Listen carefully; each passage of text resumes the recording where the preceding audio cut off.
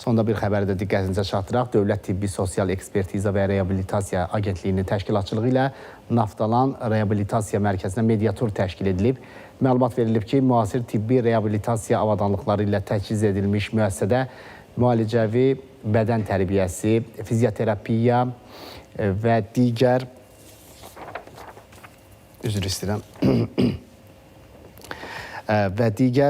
terapiya növləri və digər istiqamətlərdə xidmətlər göstərilir. 25 çarpayılıq mərkəzdə əlilliyi olan şəxslərin tibbi, sosial-psixoloji reabilitasiyası həyata keçirilir. Mərkəzdə müharibə ilə əlaqədar əlilliyi olan şəxslərin reabilitasiyası sahəsində də mühüm işlər görülür.